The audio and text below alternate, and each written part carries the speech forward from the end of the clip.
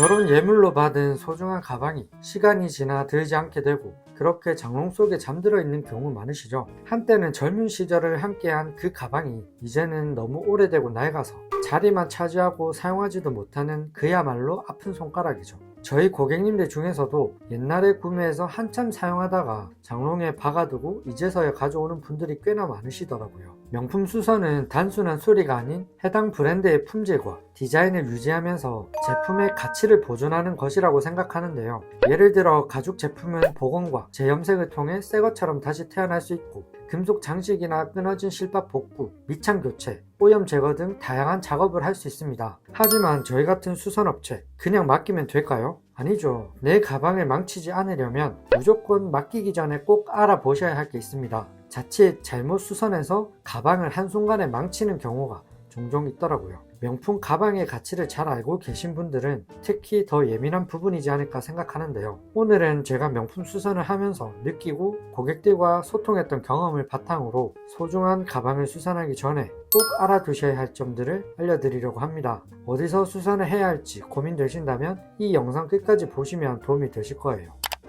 명품 수선을 해야 하는 이유는 추억을 회상할 수 있다는 점인데요. 명품 가방은 단순한 물건이 아니죠. 어떤 분들에게는 결혼 예물이나 부모님이 물려주신 소중한 추억이 담긴 가방일 수 있습니다. 그런 가방은 단순히 버리는 게 아니라 수선을 통해 그 추억을 계속 간직하고 싶은 마음이 생기죠. 두 번째로는 경제적인 이유인데요. 명품 가방의 가격은 매년 오르고 있습니다. 10년 전에는 100만원대였던 가방이 지금은 200만원대가 넘을 만큼 가격이 많이 올랐죠. 그렇기 때문에 인기가 꾸준한 가방들은 새로 사는 것보다 수선을 통해 다시 사용하는 것이 훨씬 경제적입니다. 마지막으로 상품 가치 보존인데요. 많은 분들께서 옛날 가방을 리폼을 많이 하십니다. 하지만 가방을 리폼을 하게 되면 상품 가치를 잃어버리기 때문에 가품이 되는 건 알고 계신가요? 그러나 수선을 하게 되면 다시 새 것처럼 사용할 수 있을 뿐더러 가치도 보존하게 됩니다. 하지만 이런 수선도 잘못된 선택으로 한순간에 가방을 망칠 수도 있는데요.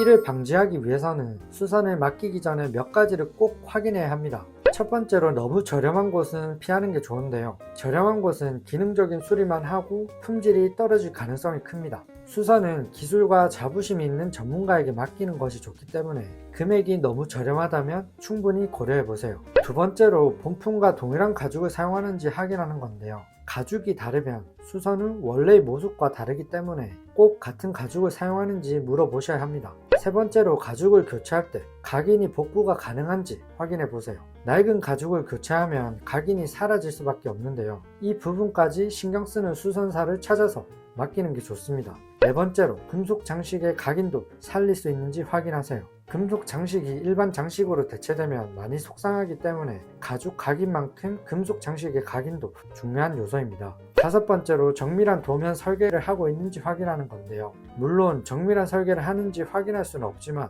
그 부분을 어필을 하는 곳인지 찾아보셔야 합니다. 왜냐하면 제대로 설계해야 가방의 형태와 디자인이 잘 맞아떨어지기 때문이죠. 마지막으로 직접 수선을 하지 않고 하청에 맡기는 곳이 정말 많습니다. 이런 곳은 피하는 것이 좋습니다. 이런 점들을 잘 확인한다면 소중한 가방을 안전하게 수선할 수 있을 겁니다. 그리고 개개인의 수선사마다 잘하는 부분이 있기 때문에 여기는 세탁을 안 한다고 해서 수선을 못한다 라는 생각하기보다는 수선만 전문적으로 하는 곳일 수 있기 때문에 상황에 맞게 찾아보시는 게 좋습니다. 수선을 했다면 그 후에 관리 또한 정말 중요하죠. 어떤 부분을 수선했는지에 따라 다르겠지만 수선을 한 번 했던 부분은 조금씩 내구성이 떨어지기 때문입니다. 귀찮을 수 있지만 가방은 관리만 잘해줘도 세월과 함께 예쁘게 길들여져서 평생 쓸 수 있기 때문에 관리는 필수적입니다. 수선 이후 관리법에 대해서 설명해 드릴 테니 참고해서 관리해 주세요. 첫 번째로는 가방이 무너지지 않게 사용하는 건데요. 가끔 가방 보강제 소재가 딱딱한 소재로 되어 있는데 그걸 무시하고 구겨서 보관하거나 구겨서 사용하다가 가방이 무너지는 경우가 많습니다.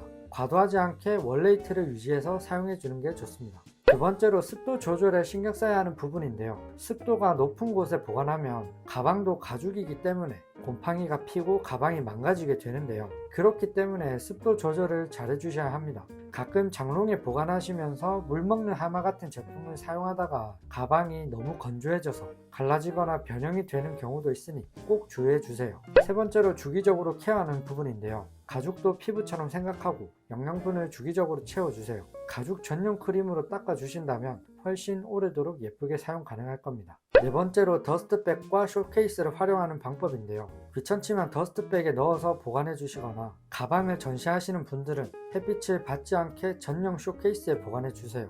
마지막으로 가방 내부는 종이나 천 등을 넣어 보관하는 방법인데요. 가방을 보관할 때 내부에 종이 같은 걸 넣어두면 가방의 모양을 유지하고 오래 보관하는 데 도움이 됩니다. 부드러운 천 또는 티셔츠, 버블랩, 산성 없는 종이, 습자지 등을 넣어서 보관해 주세요. 집에서도 쉽게 구할 수 있는 신문지나 비닐 정말 많이 쓰실 텐데요. 쓰셔도 괜찮지만 신문지를 잘못 쓰면 에나멜 가방의 경우 잉크가 배어나올 수 있기 때문에 피해 주시는 게 좋고, 비닐은 가방 내부에 습기를 가두기 때문에 곰팡이나 변형에 조심해야 합니다. 그래서 가방을 보관할 때 통기성이 좋은 재료를 사용하는 것이 좋습니다.